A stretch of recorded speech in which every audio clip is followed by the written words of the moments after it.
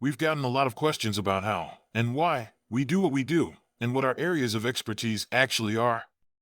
So we thought we'd provide a few quick answers for you. Taking those questions in reverse order. We are a team of volunteers from highly disparate backgrounds. Our lead researcher and the person responsible for making these videos and managing the social media side of things is a recent postdoctoral research fellow with the Davis Center for Russian and Eurasian Studies. The individual who maintains the official website is a cybersecurity professional in the U.S.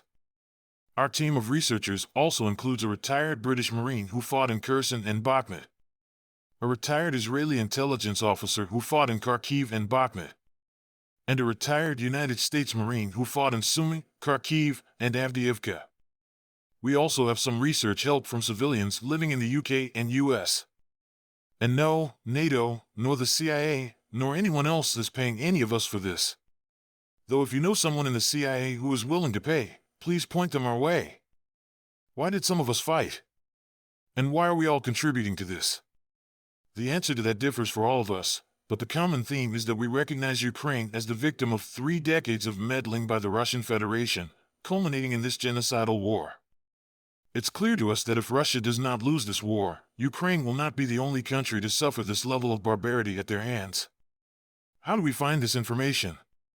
We rely primarily on open-source intelligence methods, such as monitoring local Russian newspapers, social media, television, etc. to learn of new senior officer deaths.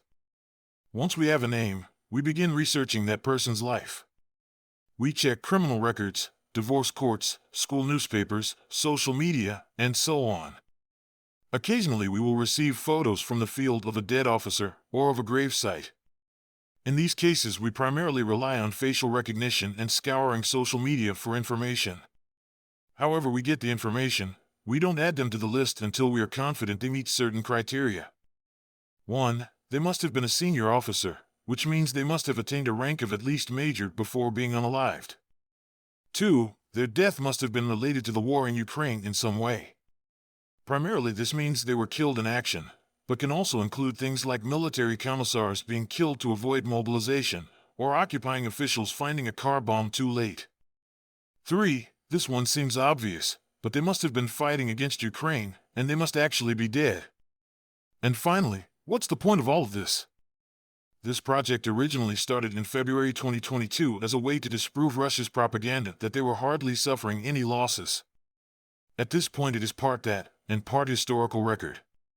We don't know of any other source out there that is compiling this much detailed information on these individuals. And finally, it is our hope that even just a single Russian officer sees this list and realizes that what happens in Ukraine is not going to stay in Ukraine for them. Hopefully this video answered some of your questions. Like, follow, subscribe, and all that jazz if you want to get updates when Russian senior officers get unalived in Ukraine.